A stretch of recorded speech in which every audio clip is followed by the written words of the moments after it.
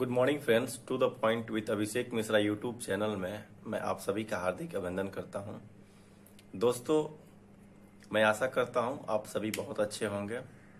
अभी हम लोग बात करेंगे यूपी पुलिस सब इंस्पेक्टर की जो अभी 9200 की अप्रोक्स भर्ती आई है, उसके रिगार्डिंग एक बेस्ट स्ट्रेटजी के बारे में। देखिए फ्रेंड्स, इससे पहले भी मैं जब यूपीएसआई का नोटिफिकेशन आया था तो मैंने उस समय भी एक वीडियो बनाया था। तो उसमें आप देख सकते हैं कि जिस समय इससे पहले जो 2016 में यूपीएसआई की जो भर्ती आई थी उसमें सिलेक्शन मेरा भी हुआ था। तो मैंने उसमें पीटी क्वालिफाई किया। उसके बाद से मेरी एग्जामिनेशन कानपुर में हुआ था। उसके बाद से हम लोगों को डॉक्यूमेंट वेरिफिकेशन के लिए इलाहाबाद बुलाया गया। फिर से उसके बाद हम लोगों को डॉक्यूमेंट वेरिफिकेशन के बाद सीतापुर में फिजिकल के लिए बुलाया गया। फिजिकल भी क्वालिफाई किए, लेकिन उसके बाद से जब फाइनल मेरिट लिस्ट आया तो उसमें नॉर्मलाइजेशन करके हम लोग उसमें फेल दिखाया गया, जिसको लेके अभी सुप्रीम कोर्ट में केस चल रहा है। और जो डिसीजन है वो रिजर्व है। अभी उसका डिसीजन क्या आता है ये तो बात का चीज है, लेकिन मैं आपको बता दूं कि 3.5 साल रेलवे, 2.5 साल एज एसआई इन बीएसएफ थ्रू सीपीओ 2015 और वर्तमान में प्रशिक्षु पुलिस अवर निरीक्षक बिहार पुलिस में मैं कार्यरत हूँ। कुल 8 वर्षों का गवर्नमेंट जॉब का अनुभव है मेरे पास। और इसके अलावा मैंने जनरल कंपटीशन की ही तैयारी शुरू से किया है। तो इसके रिगार्डिंग मैं जो अब भैया आपका एक बेस्ट स्ट्रेटजी हो सकता है कि कैसे कम समय में यूपीएसआई को टारगेट करें। क्योंकि देखिए यूपी में भी इलेक्शन अब बहुत नजदीक है, तो हो सकता है ये जो भर्ती आया है इसको जल्दी से निपटा के ज्वाइनिंग भी करा दिया जाए। और मौका नहीं मिलेगा आपको, ठीक ना, बहुत जल्द। अभी तो खैर कोरोना का जो देशव्यापी जो स्थिति चल रही है तो बहुत ही भयावह है। इसको जैसे ही कम होने के साथ ही हो सकता है कि आप लोग एग्जामिनेशन यूपीएसआई का बहुत जल्द कंडक्ट करा दिया जाए और सारी जो प्रोसेस है वो इलेक्शन के पहले कंप्लीट करा दी जाए। तो इसी के रिगार्डिंग हम लोग एक बात करेंगे। तो जो मैं इससे पहले जो बनाया था मैं वीडियो, उसमें मेरा डॉक्यूमेंट वेरिफिकेशन फिजिकल सारा उसमें अपना एडमिट कार्ड दिया था, उसको आप देख सकते हैं। ठीक है फ्रेंड्स, तो अभी हम लोग इसी के रिगार्डिंग बात करेंगे। जो 9207 पद की जो भर्ती आई है फ्रेंड्स यूपी में, ये बहुत ही बड़ी भर्ती है। शायद इससे पूर्व कभी भी किसी स्टेट में इतनी सब इंस्पेक्टर की भर्ती एक साथ शायद नहीं आई होगी। तो ये एक बहुत ही अच्छा अपॉर्चुनिटी है। देखिए अभी इलेक्शन है यूपी में, तो हो सकता है कि इलेक्शन के कारण उससे पूर्व में ही इस भर्ती को कंप्लीट करा दिया जाए। क्योंकि इसके सिलेक्शन जो प्रोसीजर है उसमें कोई बहुत लफड़ा है नहीं, किसी भी तरह कोई लफड़ा नहीं है। तो जैसे ही कोरोना का कम असर होगा तुरंत ही आप लोगों की एग्जामिनेशन कंडक्ट करा लिया जाएगा, टाइम नहीं मिलेगा। तो देखिए इसमें जो सामान्य हिंदी 100 अंक, मूल विधि संविधान सामान्य ज्ञान 100 अंक, संख्यात्मक मानसिक योग्यता परीक्षा 100 अंक और रीजनिंग 100 अंक। देखिए 40 क्वेश्चंस हर सब्जेक्ट में रहेगा और उसके लिए 100 अंक, एक क्वेश्चन के लिए 2.5 अंक। हमारे समय में भी यही पैटर्न था, लेकिन देखिए जो हमारे समय में जो लफड़ा फंसा उसमें क्या था कि हर विषय में 50% न्यूनतम मार्क्स मतलब हर विषय में चाहिए था। और नॉर्मलाइजेशन का जो प्रक्रिया था उसमें ऐसा दिया हुआ था कि जो 50% लाएगा उसी के बाद उसका नॉर्मलाइजेशन किया जाएगा। लेकिन जब रिज़ल्ट आया, जो हम लोग का रिज़ल्ट आया, तो पहले हम लोग मतलब जो हर विषय में 50% पास थे उन्हीं को पास किया गया। और जैसे ही रिज़ल्ट आया तो उसमें देखा गया कि सबका नॉर्मलाइजेशन करने के बाद किसी को फेल किसी को पास कर दिया गया, और हम भी उसमें बाद में हमको फेल कर दिया गया। तो अभी उसका जो सुप्रीम कोर्ट में उस पर चल रहा है और उसका अभी डिसीजन आने वाला है। लेकिन इस भर्ती में देखिए क्लियर लिख दिया गया है कि हर विषय में 35% मिनिमम मार्क्स आना चाहिए और चारों विषय में मिला के मिनिमम 50% मार्क्स होना चाहिए। तो एक बिल्कुल स्पष्ट इसमें लिख दिया गया है।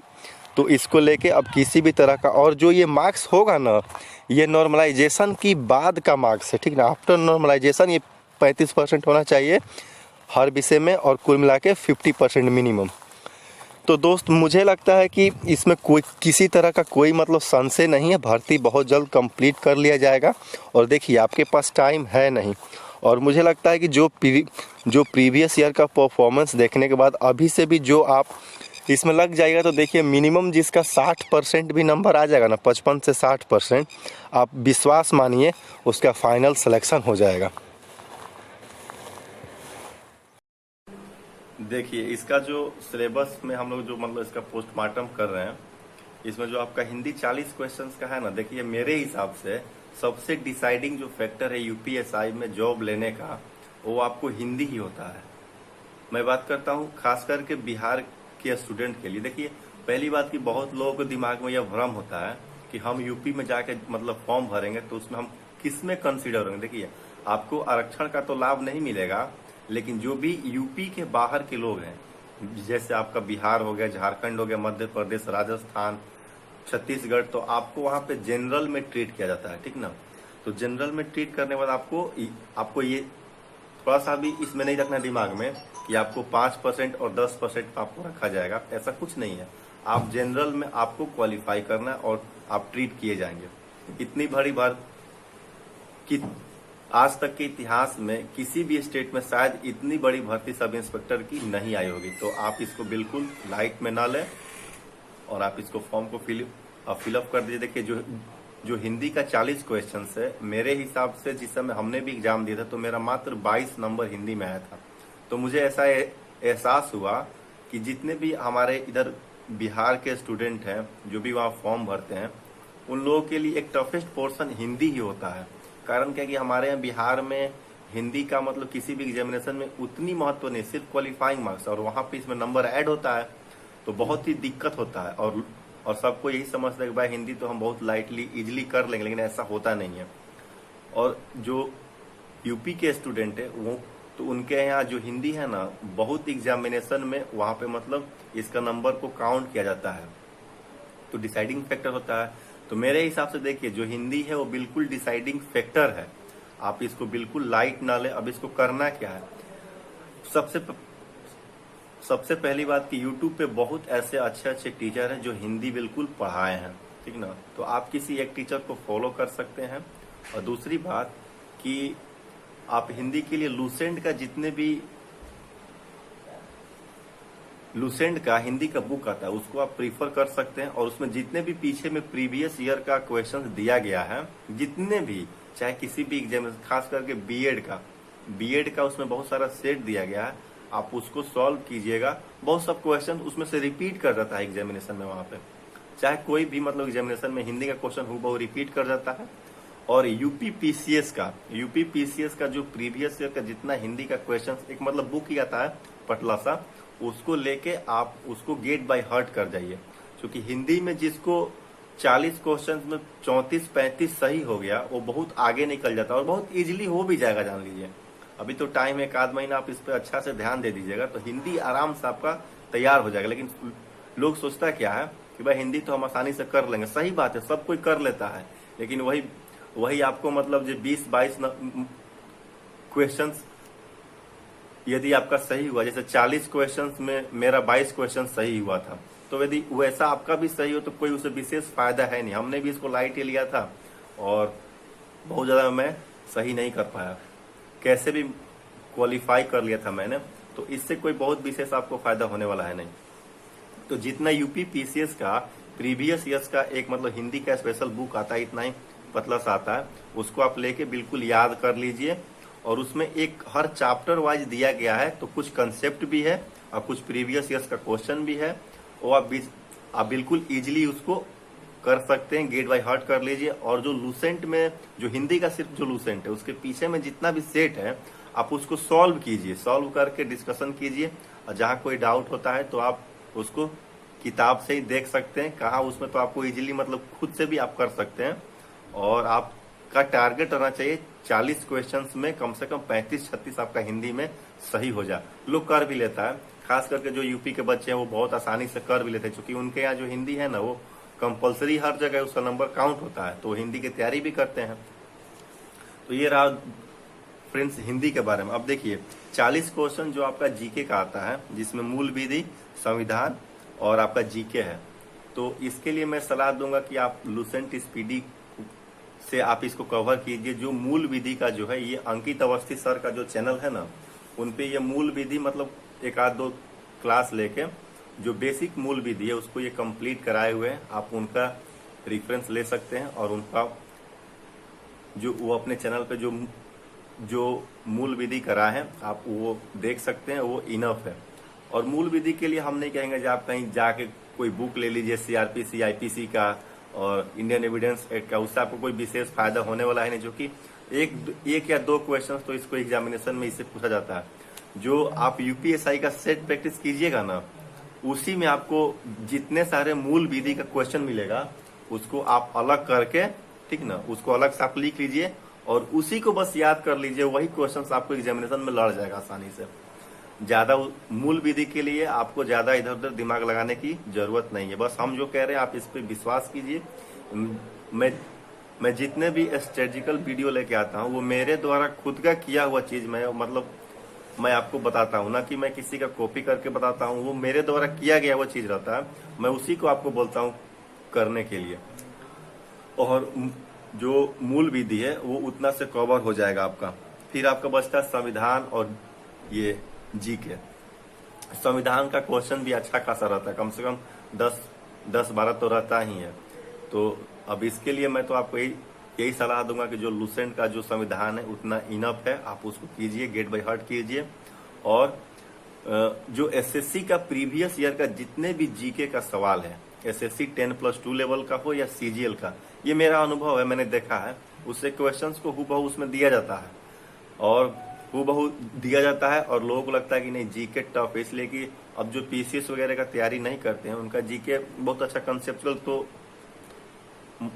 होता नहीं है। तो जितने भी वन लाइनर है उनका प्रीवियस ईयर का उसको आप गेट बाय हार्ट कर लीजिए, खास करके एसएससी का। और आप करना चाहें तो रेलवे का भी जो प्रीवियस ईयर का जो सिर्फ जीके का जो क्वेश्चंस है करंट अफेयर्स को उसमें छोड़ दीजिए, बाद बाकी को आप गेट बाय हार्ट कर लीजिए। ये रहा इसका जीके का। और मैथमेटिक्स का देखिए, हमारे समय में मैथ में बहुत लड़के फेल हुए थे, क्योंकि मैथ का स्तर बहुत ही अच्छा था। आप एसआई का, आप ये मत समझिए कि हम एसआई का जो एग्जामिनेशन दे रहे तो इसका मैथ का लेवल बहुत कम रहेगा। मतलब मिनिमम सीजीएल का आपका इसका लेवल था मैथमेटिक्स का 10+2 से अपर, और सीजीएल लेवल का आपको मैथ पूरा एसएससी सीजीएल लेवल का मैथ था। तो मैं तो आपको यही सलाह दूंगा कि जितने भी जो प्रीवियस ईयर के एसएससी के क्वेश्चन बैंक है उसमें जितने भी सिर्फ मैथ पोर्शन को आप उसको बना लीजिए, ठीक ना। कम से कम 20 से 25 या 30 सेट जब उसको मैथमेटिक्स का सॉल्व कर लीजिएगा तो आपको वहां से काम चल जाएगा। और जो आप इसको सॉल्व करने के लिए एक एमके झा की मैथमेटिक्स की बुक आती है, या कोई भी आप बाजार से मैथमेटिक्स का बुक भी ले सकते हैं, जिससे आप उससे कंसेप्ट लेके या कहीं आप क्लास कर लीजिए, वो तो ज्यादा ही बेटर रहेगा। लेकिन आप अपने हिसाब से कहीं भी पढ़ाई कीजिए मैथ का, मुझे उससे कोई मतलब नहीं है।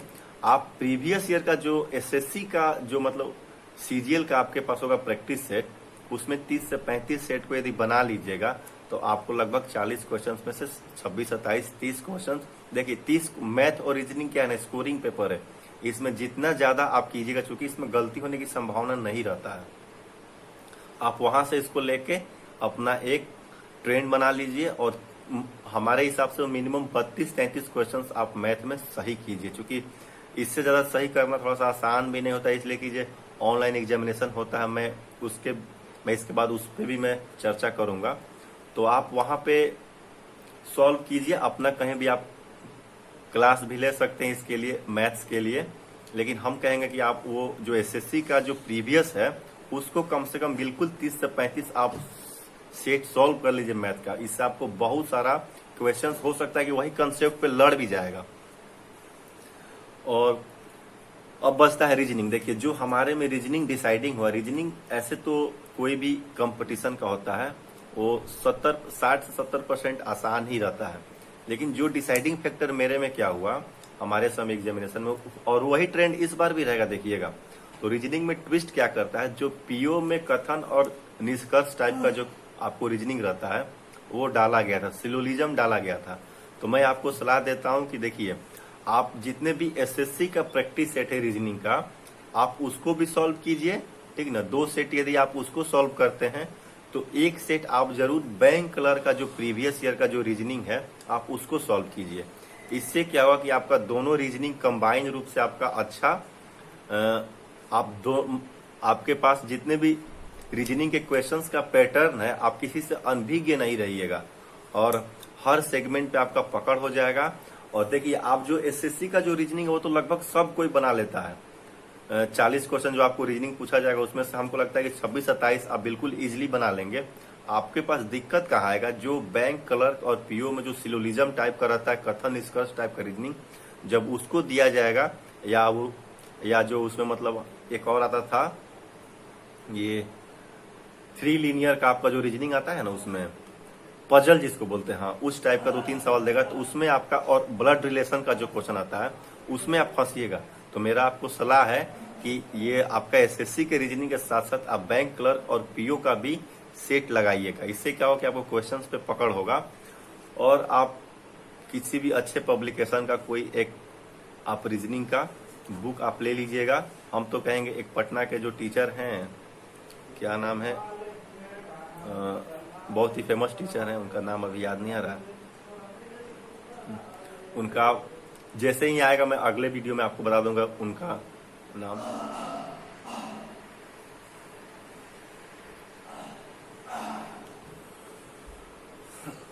कोई रीजनिंग का एक बहुत ही फेमस टीचर है, नाम उनका नहीं याद आ रहा है, ठीक ना, राज राजेश का भी आप उनका जो ये रीजनिंग का बुक आप ले सकते हैं, ठीक ना, बहुत ही अच्छा है। और उनके आप जितने भी टाइप उसमें दिया गया है वो रीजनिंग का, आप उस बुक से सॉल्व कीजिए। कहीं आपका रीजनिंग का जो है आपका मतलब ना ही कंसेप्ट में कोई दिक्कत आएगा, ना ही आपसे सवाल छूटेगा। तो ये देखिए चारों विषय का एक मैं छोटा स्ट्रेटजिकल मैं आपको बताया जो कैसे करूं। और देखिए इन चारों के अलावा ये जो मैं कहा इतना तो करना ही है आपको। सेट प्रैक्टिस देखिए, 1 डे एग्जामिनेशन का जो सफलता है ना, चाहे किसी को कहीं जॉब लग जाए, रेलवे में, एसएससी में, बैंक में, आप देखिएगा वो कहीं ना कहीं लड़का सेट प्रैक्टिस बहुत ज्यादा किया हुआ रहता है। सेट प्रैक्टिस के बिना आपका कंसेप्ट आने के बाद भी आपसे सवाल गलती हो जाएगा, और एक आध सवाल भी गलती हुआ तो आप बहुत पीछे चले जाएंगे, ठीक ना। तो आप सेट प्रैक्टिस एकदम इनका जो है ना जिस्ट है एकदम, ठीक ना। सेट प्रैक्टिस इतना करने के बाद भी आपको कम से कम ये ऑफलाइन एक सेट और ऑनलाइन भी एक सेट आपको करना ही है। ऑनलाइन भी कीजिए सेट, इसलिए कि ऑनलाइन आपका परीक्षा होगा तो ज्यादा से ज्यादा क्वेश्चन सेट प्रैक्टिस आप ऑनलाइन पे अपना दीजिए, जिससे क्या होगा कि आपका जो है ना हाथ का स्पीड बना रहेगा। वहां पे क्या होता है ऑनलाइन में, जिसके पास जो मतलब जो प्रैक्टिस नहीं किया रहता है उसका मतलब हाथ का स्पीड बहुत कम हो जाता है, चल नहीं पाता है। कारण क्या है कि मैथमेटिक्स वो कभी बनाया नहीं रहता है ऑनलाइन पे, और वहां पे 1-2 पेज मिलता है, उसी पे उसको बनाना पड़ता है। तो मेरा ये आपको सलाह है, इन सब चीजों के अलावा आप ज्यादा से ज्यादा ऑनलाइन प्रैक्टिस करें, और ऑनलाइन में जितने टफ सवाल है उसको आप जरूर बनाने का प्रैक्टिस करें। इसलिए कि आप जब यहाँ छोड़ दीजिएगा तो आप एग्जामिनेशन में भी छोड़ दीजिएगा और आप औरों से बहुत पीछे हो जाइएगा। तो मैक्सिमम आप ऑनलाइन प्रैक्टिस भी करें, और जो टफ सवाल है उसको आप जरूर अटेम्प्ट ले। अभी चूंकि अभी देखिए आप जितना ही सवाल पे आप अटेम्प्ट लीजिएगा आपको बहुत ही अच्छा मतलब आपको लगेगा, और आपका जितने भी हैंड फ्री हो जाएगा ना सवाल बनाते बनाते, तो आपको वहां भी सवाल बनाने में दिक्कत नहीं होगा। तो दोस्तों ये रहा एक स्ट्रेटजिकल यूपीएसआई को सबसे कम समय में कैसे क्रैक करें। और देखिए मैं आपसे फिर कह रहा हूं कि जैसे ही कोरोना का असर कम होगा, देखिएगा यूपीएसआई का डेट घोषित हो जाएगा और आप लोग का एग्जामिनेशन बहुत जल्दी ले लिया जाएगा। क्योंकि यूपी में भी अब अगले साल इलेक्शन होने वाला है, तो आप तो समझ ही रहे हैं कि हमारे यहाँ जितने भी मुद्दा होता है सब पॉलिटिकल ही होता है। तो इलेक्शन से पहले आप लोग की एग्जामिनेशन कंडक्ट करा लिया जाएगा, और हो सकता है कि सब पूरा प्रक्रिया भी आपको पूरा कर दिया जाए। तो आप इसमें बिल्कुल लेजी नहीं होइए, आप अपने गोल के प्रति। और जितने भी मैं बिहार एसआई में भी जो भी लड़के छट गए थे, लड़के हो या लड़कियां, उनसे भी मैं बता रहा हूं कि देखिए जॉब तो कहीं भी जाके करना ही है। बहुत सारे हमको तो फ्रेंड्स मेरे यूट्यूब पे जुड़े हुए जो कहीं मुंबई में आपको रेलवे में जॉब कर रहे हैं, कोई गुजरात में कर रहा है। तो इतना दूर आपको जॉब करने से तो बेटर है कि यदि आपको बिहार हो या यूपी हो या झारखंड हो, कहीं भी आपके बगल में ही जो, वो भी एसआई का मैं आपको बता दे रहा हूँ। देखिए इंडिया में सारा नौकरी एक तरफ और सब इंस्पेक्टर की नौकरी एक तरफ है, जान लीजिए। ये जब आप जॉब कीजिएगा तब आपको ये फीलिंग्स आपको समझ में आएगा। और वो भी अपने होम स्टेट में यदि आप एसआई बन गए तो समझिए बहुत बड़ी आपके लिए अचीवमेंट है। और इसके बाद आप आगे की भी तैयारी में आप लगिए। मैं ये नहीं कह रहा हूँ कि आप एसआई बन के बस अपनी तैयारी को रोक दीजिए, फिर डीएसपी बनिए, एसडीएम बनिए। तो फ्रेंड्स ये रहा एक स्ट्रेटजिकल वीडियो, और आप लोगों से मेरा ये नम्र निवेदन है कि दोस्तों आप लोग शेयर जरूर करें इस वीडियो को, या कोई भी जो वीडियो रहता है यदि आपको अच्छा लगे तो लाइक कीजिए, सब्सक्राइब कीजिए और शेयर कीजिए फ्रेंड्स। और जो बिहार एसआई का भी 2213 पद के लिए जो पीटी का भी एग्जामिनेशन होने वाला है, तो मैं उसको लेकर भी एक जल्द ही आपके सामने एक वीडियो लेके आऊंगा। मैं उसमें आपको बताऊंगा कि कब कब, मतलब मैं उसके लिए आप लोगों के लिए एक टेस्ट सीरीज में शुरू करने वाला हूं, जो हर शनिवार को आपको 100 क्वेश्चंस दे दिया जाएगा, और 100 क्वेश्चंस देने के बाद संडे को उसका आंसर और जितना भी संभव हो सके क्वेश्चंस का डिस्कशन भी दे दिया जाएगा, ठीक ना। तो आप कमेंट में बताइएगा क्या ये ऐसा किया जाए जो नेक्स्ट अभी एग्जामिनेशन होने वाला है बिहार एसआई का 2213 पद के लिए। Thank you friends, bye, happy Sunday.